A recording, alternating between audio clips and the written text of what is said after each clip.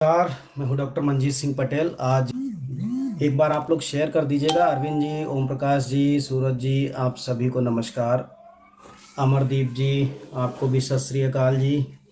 जनक सिंह रावत साहब नमस्ते हैं। श्री खरे जी का यदि 22 साल की सर्विस हो और वर्ष 2016 की ज्वाइनिंग है तब कौन सा है? बाप रे, खतरनाक सवाल है इनका। 22 साल में 44% पेंशन बनेगी। अब डिपेंड करता है कि आपके पास कॉर्पस कितना इकट्ठा होता है। अगर कॉर्पस, टोटल कॉर्पस 40 लाख से कम है तो मैं कहूँगा फिर तो आप यूनिफाइड पेंशन स्कीम के बारे में सोचना। लेकिन अगर 40 लाख से ऊपर कॉर्पस जा रहा है, ज़्यादा जा रहा है, तो आपको थोड़ा और रिसर्च करने की ज़रूरत पड़ेगी। क्योंकि 22 साल की नौकरी बहुत ज़्यादा भी नहीं है लेकिन बहुत कम भी नहीं है। एक तरफ 44% पेंशन है और एक तरफ कॉर्पस पे डिपेंड करता है कि कितनी आप पेंशन ले सकते हैं। और लाइफ तो अनसर्टेन है, कौन कितने साल तक जिंदा रहेगा रिटायरमेंट के बाद कोई नहीं जानता है। गर्ग साहब का एक क्वेश्चन आया, teachers are asking whether they should opt for UPS और NPS, how we should guide. Garg साहब, पूरे हिंदुस्तान तो क्या पूरी दुनिया में ऐसा कोई कैलकुलेटर नहीं है जो आज ये बता सके कि आज से 20 साल के बाद रिटायरमेंट पर एनपीएस में कितना कॉर्पस होगा और यूनिफाइड पेंशन स्कीम लेने पर उसे कितने का फायदा या कितने का नुकसान होगा। तो एक मोटा मोटा क्राइटेरिया मैं आपको बता सकता हूं।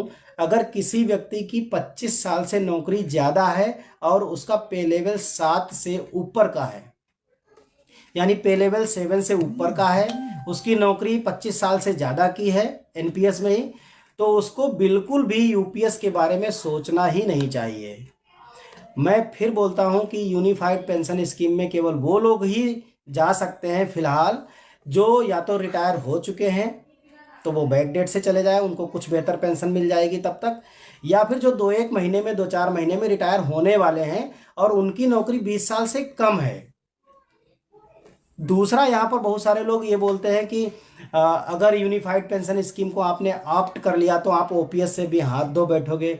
ये एक अजीबो गरीब बात है। इसका कोई इसका ना सिर है ना पैर है।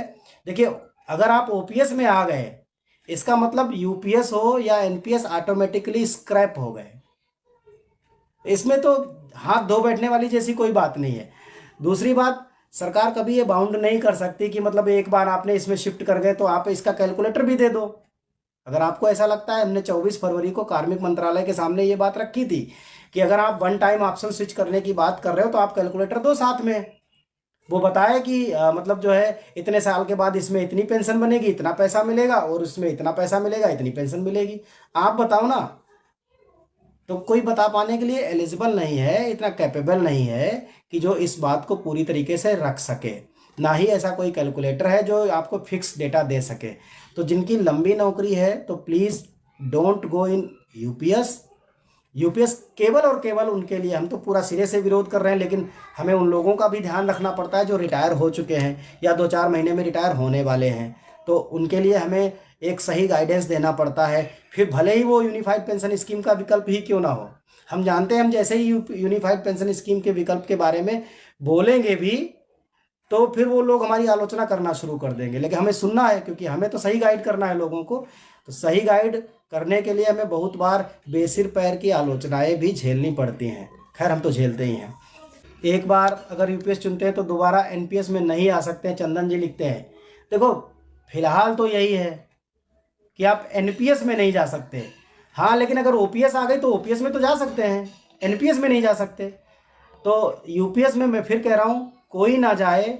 अगर आपका 20 साल की नौकरी से पहले रिटायरमेंट नहीं है तो कोई जाए ही ना। अगर आप 2-4 महीने में रिटायर होने वाले हैं तो फिर फैसला ले सकते हैं। मेरा नंबर सबके पास है, एक बार आप अगर वार्ता करना चाहें तो बात भी कर सकते हैं। यूपीएस में ऑन ड्यूटी डेथ में ओपीएस मिलेगा?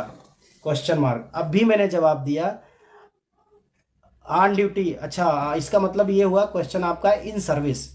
देखिए, यूनिफाइड पेंशन स्कीम में अगर इन सर्विस आपकी डेथ हो गई तो क्या होगा स्पष्ट नहीं है। लेकिन पेंशन सेक्रेटरी साहब ने 24 फरवरी में हमें बैठक में खुद बोला था कि अगर यूपीएस में इन सर्विस डेथ हो गई तो एनपीएस वाला ही, यानी ओपीएस का लाभ मिलेगा, ये उन्होंने बोला था। लेकिन अभी स्पष्ट नहीं जानकारी मिल पाई है क्योंकि गजट में ऐसा प्रोविज़न नहीं है। तो जाहिर सी बात है, इसका क्लैरिफिकेशन आएगा बहुत जल्दी, 1 आध महीने में आ जाएगा क्लैरिफिकेशन, तब और क्लियर हो जाएगा। फरवरी 2009 की ज्वाइनिंग है। यूपीएस है एनपीएस में से क्या तय करें? जगत प्रताप सिंह। भैया रिटायरमेंट भी तो बताना पड़ेगा कि रिटायरमेंट कब है। ज्वाइनिंग 2009 की है, रिटायरमेंट बताइए कब है, उससे पता चलेगा कि आपकी कितनी लंबी नौकरी है। रिटायरमेंट अगर आप डेट बता दीजिए तो मैं बता पाऊंगा। महेंद्र कुमार जी, कार्पस 31 लाख, जॉब बची है 19 साल। अरे बहुत हो जाएगा भैया, 19 साल में आपको यूपीएस में जाने की जरूरत नहीं है। तो उत्तर प्रदेश में यूनिफाइड पेंशन स्कीम कब लागू होगी? मुझे तो लग रहा है कि कल आ जाएगा आपका ड्राफ्ट। कल से लागू कर देंगे, वो कल से ऑप्शन भरना शुरू हो जाएगा। इस मामले में जल्दबाजी ना करें। एक मिनट, फोन आ रहा है कोई। तो ठीक है, अगर कोई और सवाल हो। पैरामिलिट्री फोर्स में यूपीएस के लिए फॉर्म भरने के लिए निर्देशित किया गया है। अब ये बताइए कि यूपीएस का चुनाव करें या एनपीएस का। पैरामिलिट्रीज के लिए मैं साफ मना करूंगा कि यूपीएस में ना जाएं तब तक जब तक कि वॉलंटरी रिटायरमेंट पे तस्वीर साफ नहीं कर देती सरकार। No UPS please, no UPS. और एनपीएस तो नो क्या मतलब, उसमें तो है ही है जब तक कि कुछ और बदलाव नहीं हो जाते। ज्वाइनिंग डेट 2000, रिटायरमेंट 2034 साल की नौकरी। भैया एनपीएस में बने रहो, जो भी बदलाव होंगे एनपीएस में करवाएंगे। तो I was appointed in 2010 and retire in 2040। अरे बहुत साल की नौकरी है। Don't go in UPS. Jayant Gupta ji, जिनकी जॉब 35 साल है, एनपीएस एनपीएस एनपीएस एनपीएस, सोचना नहीं उनके बारे में। ठीक है, आज के लिए इतने दो ही अपडेट थी। और हर हफ्ते कोई ना कोई एक किसी विशेष मुद्दे पर एक वीडियो लेकर के आएंगे। अगर आप लोगों का सहयोग सपोर्ट मिला तो डेफिनेटली हम लोगों तक जितने भी अपने राइट्स हैं, अधिकार हैं, कायदे कानून हैं, जो भी बदलाव हैं, जो भी है, उनको उनको क्लियर करेंगे, उनको बहुत स्पष्टता के साथ लोगों तक पहुंचाने की कोशिश करेंगे। और 13 अप्रैल को मैं एक बार फिर से आप सभी से, जगत प्रताप सिंह जी, 2009 की ज्वाइनिंग है, अगस्त 40 में रिटायरमेंट है, एनपीएस है, यूपीएस 30 साल की नौकरी है। Please don't consider unified pension scheme, only and only NPS till old pension scheme is not restored. केवल और केवल एनपीएस में बने रहें, कुछ करने की जरूरत नहीं है। तो एनपीएस में अरे दादा सुनील मौर्य जी, ग्रेचुटी मिलेगी, ग्रेचुटी का हक अलग है, ग्रेचुटी का राइट अलग है। कोई भी गवर्नमेंट किसी भी पेंशन स्कीम से ग्रेचुटी से डिप्राइव नहीं कर सकती। आप लोग समझ लीजिए इसको। ग्रेचुटी रूल अलग है, लीव इनकैशमेंट रूल अलग है, और क्या बोलते हैं उसको, इंश्योरेंस स्कीम अलग है। उसका यूपीएस एनपीएस से कोई लेना देना नहीं है। मेडिकल बेनिफिट इनका इनका कोई एनपीएस यूपीएस से लेना देना नहीं है। एक और है अहंगर मोहम्मद शबान साहब, joining 2010, retirement 1972, date of birth है। रिटायरमेंट बताइए ना कब है, 72 और 60 कितना हुआ? क्यों रिटायरमेंट बताइए भैया अपना, कहाँ इतना मैथ। रिटायरमेंट बताइए कब का है इनका। एक बार शबान जी अपना रिटायरमेंट डेट लिखिए तो मैं बता दूं आपको। मुश्ताक जुलोजी, अरे first 5 years of service under SSA, Sarva Shiksha Abhiyan scheme counted for pension. इसी बात की तो मैं बात कर रहा हूँ, दूसरा मुद्दा ही हमारा यही था। SSA scheme is also a type of contractual service, then it should be considered in your service years, but without jurisdiction support it is not possible. तो इसके लिए मुश्ताक सुलोजी साहब, इसके लिए हम लोगों को जुडिशरी का सपोर्ट चाहिए, लीगल सपोर्ट चाहिए इस मामले में। रामानुज जी जय हो दादा, आपकी भी भैया जय हो, बहुत बहुत धन्यवाद। लाइव क्लोज के बाद शेयर कर देंगे तो पूरा वीडियो शेयर हो जाएगा। अच्छा ओके, थैंक यू सोनी साहब ये बताने के लिए, ये बहुत ज़रूरी थी। जगत प्रकाश जी, आपका मुझे धन्यवाद मिल गया, आपको भी धन्यवाद, आप जुड़े, ये इम्पोर्टेंट है हमारे लिए।